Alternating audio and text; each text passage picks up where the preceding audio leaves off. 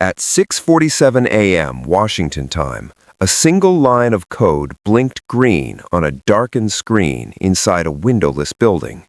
No alarms rang, no missiles launched, no headlines appeared. Yet in that quiet moment, the balance of the world tilted just a fraction.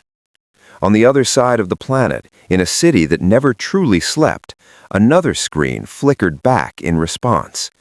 Two nations, separated by oceans and ideologies, had just made contact again, not with words, but with intent. If you like the videos of the World Archive, please be sure to like, comment, and share.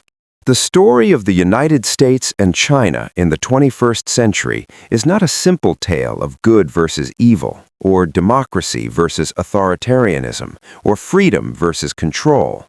It is a long, tangled narrative of ambition, fear, pride, innovation, misunderstanding, and inevitability.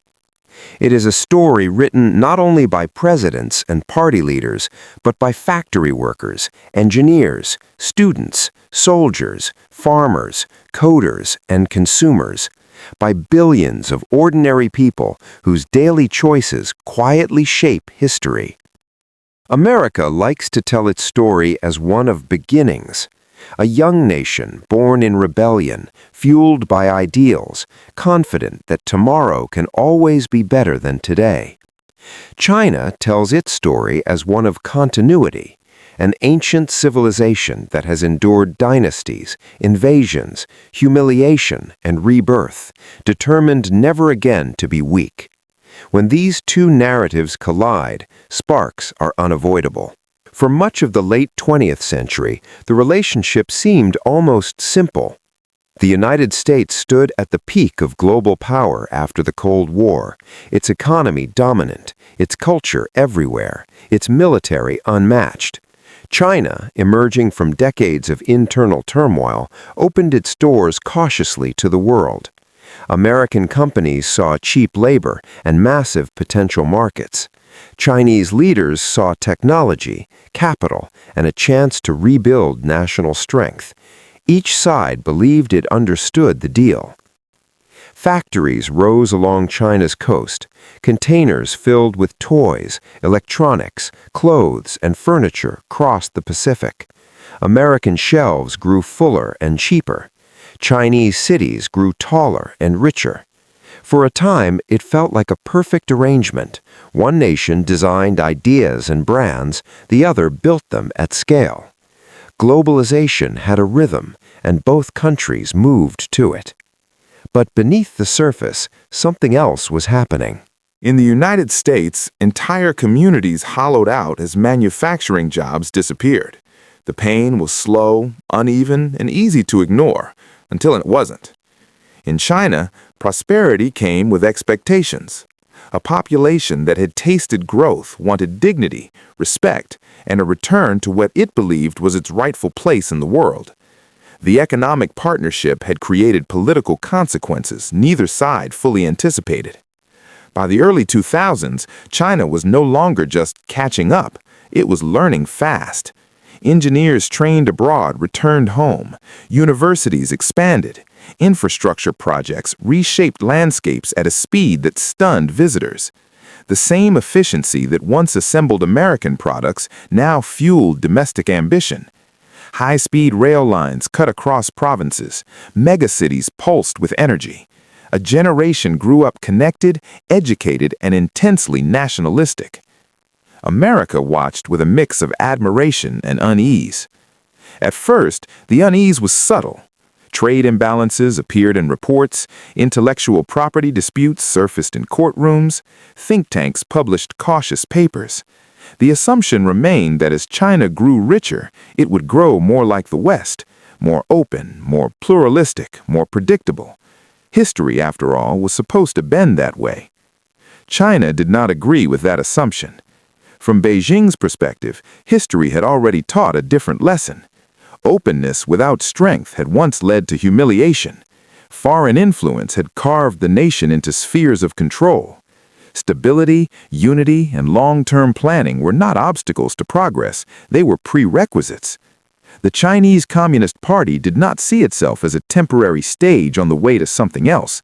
It saw itself as the guardian of a civilization. As the 2010s unfolded, the competition sharpened. Technology became the new battlefield. Smartphones replaced steel mills as symbols of power. Data mattered as much as oil. Artificial intelligence promised to reshape economies, warfare, and daily life itself. Whoever led in these fields would not just be wealthy, they would be influential in ways previous empires could barely imagine. Silicon Valley had long been America's crown jewel, a chaotic ecosystem of startups, venture capital, failure, reinvention, and breathtaking success.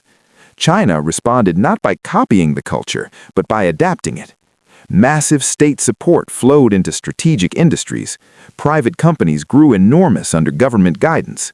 Innovation followed different rules, but it was innovation nonetheless.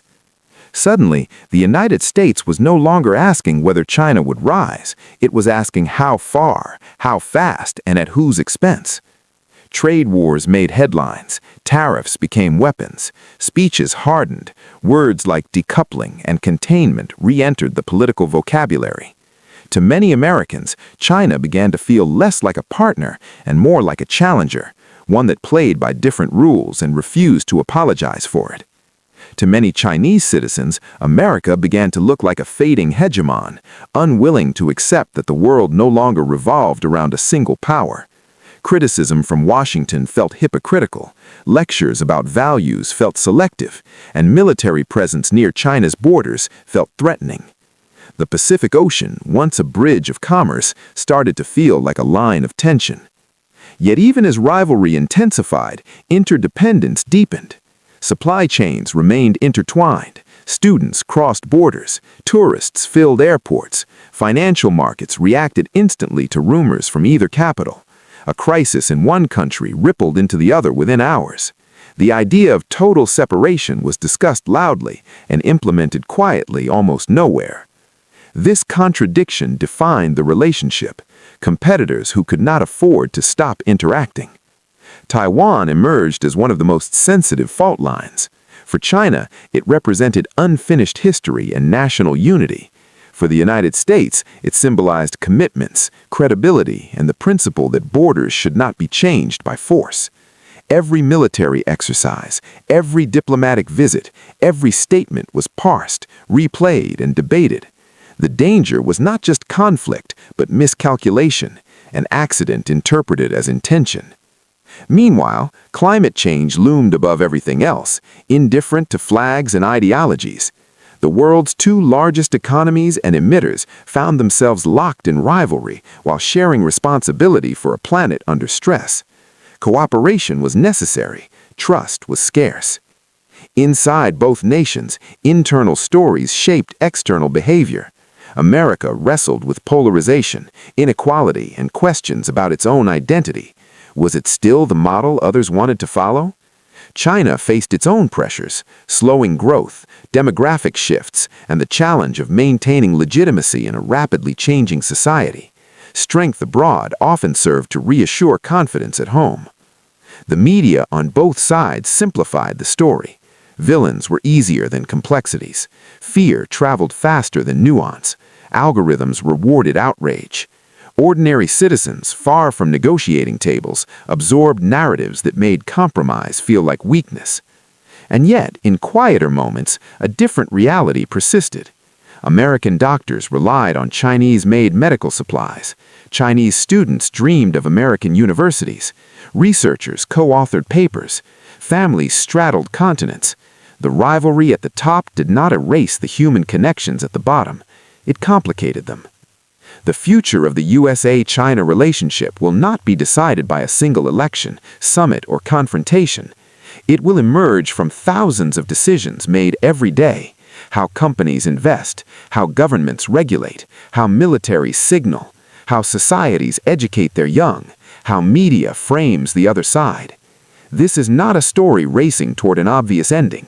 It is a long middle chapter in which power is shifting but not settled, rules are contested but not replaced, and cooperation and conflict exist side by side. Perhaps the most dangerous myth is that one side must inevitably win, while the other must inevitably fall. History is rarely that clean. More often, it produces outcomes no one fully intended. Back in that windowless building, the green code faded, replaced by routine data. Analysts moved on to the next task. The world did not notice the moment it tilted, but the story continued, quietly, relentlessly, written in trade flows and troop movements, in innovation labs and classrooms, in speeches and silences. The question is not whether the United States and China will shape the 21st century together. The question is whether they will do so through shared survival or shared risk.